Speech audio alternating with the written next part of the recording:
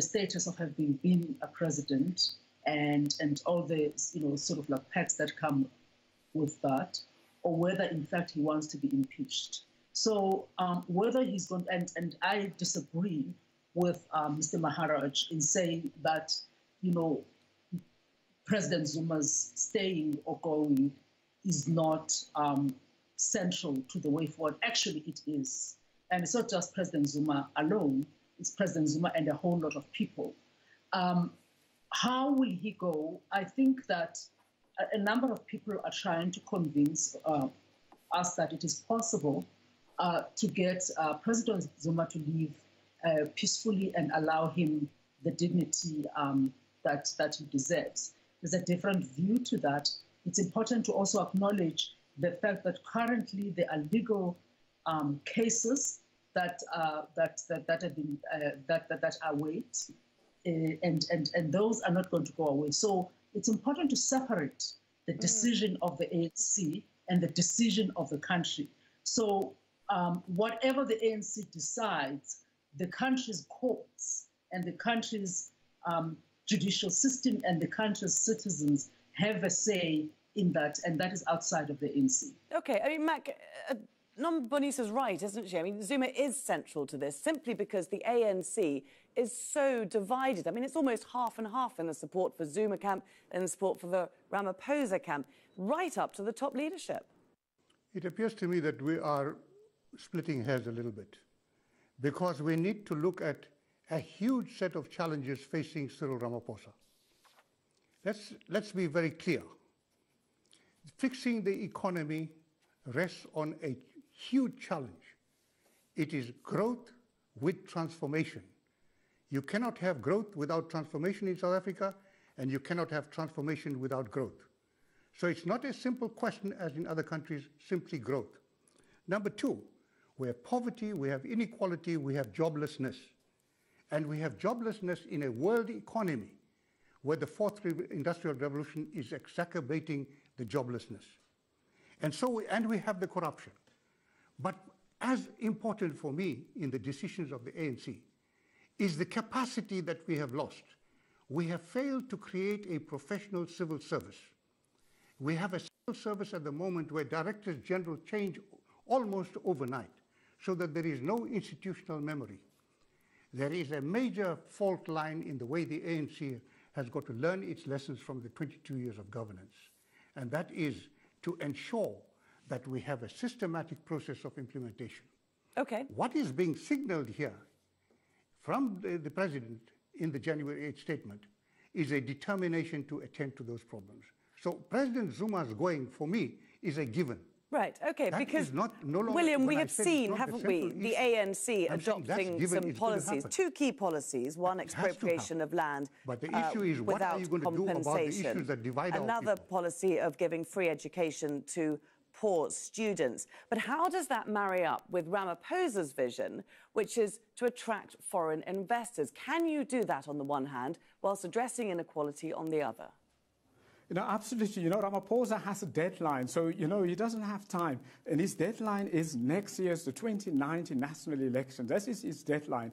Now, what he needs to do is, can he, in the space of his, under a year now, can he produce growth and can he produce transformation at the same time, as Mr. Maharaj has said? Now, in order to get growth, one has to get growth to do transformation. You can't do transformation without growth. And for Ramaphosa to get growth going, he'll have to get the confidence of investors, internationally and locally, and of ordinary citizens beyond the ANC. That is a real challenge. Now, the problem is, the Zuma group, who's in control of the state now and in control of half of the ANC, most of them really don't care about growth. What they want to do is to safeguard themselves from possible prosecution and to hold on to their positions.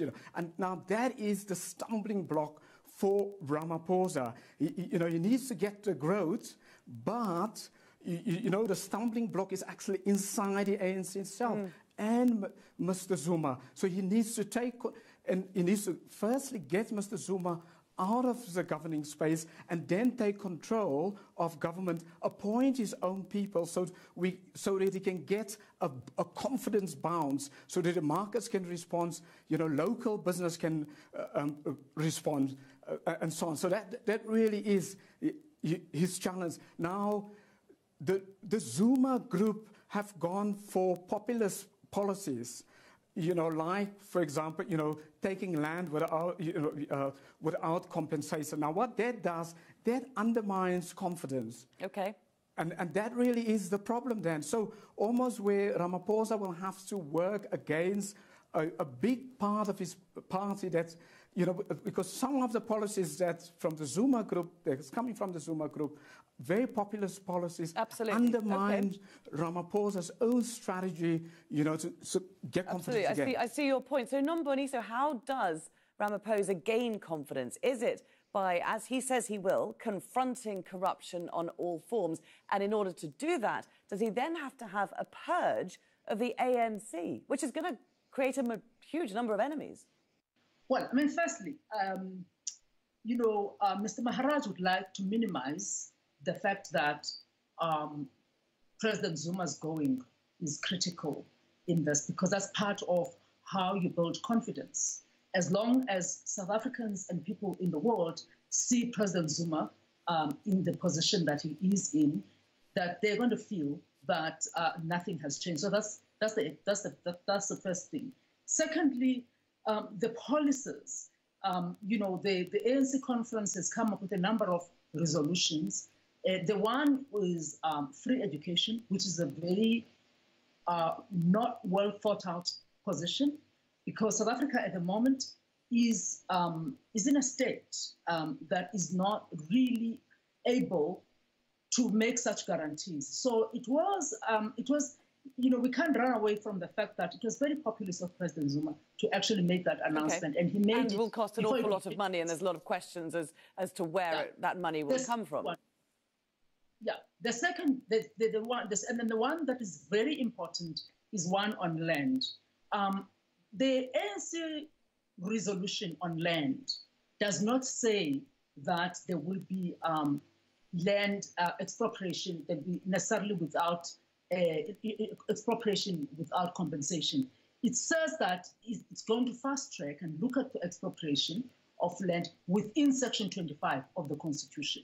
So it's very important to make that. So what that resolution tries to do is to balance the populists as well as people who are much more realistic, because they know that the Constitutional Court is not, in fact, going to endorse that, because they've never approached the Constitutional Court and say Section 25. So if we then see Ramaphosa tackling corruption, is that something that he can and will do? Will this make a crucial difference to South Africa?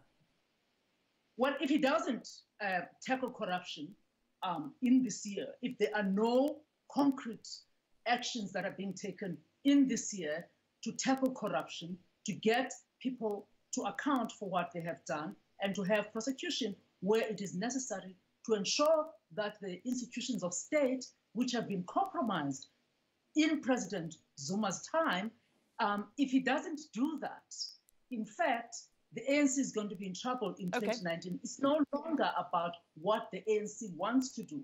It's about what it has to do for survival. Sure. And Mac, I just want to move over to Mac for a moment, because there is an interesting development with Jacob Zuma. He has launched his own corruption inquiry, hasn't he, into claims of state looting. Is that being seen as too little, too late? Let's be very clear. The commission that he has announced is, so far the announcement is in accord with the decision of the public protector Thuli Madonsela, a report which was endorsed by the courts. Namely, it said that the Judicial Commission should be headed by a judge who should be selected by the Chief Justice. That has been announced with the agreement of the Chief Justice. What is at issue at the moment is the terms of reference. And again, the body of opinion is saying that the terms of reference have to conform with the recommendations of the Madonsela report. That is how the courts have seen it.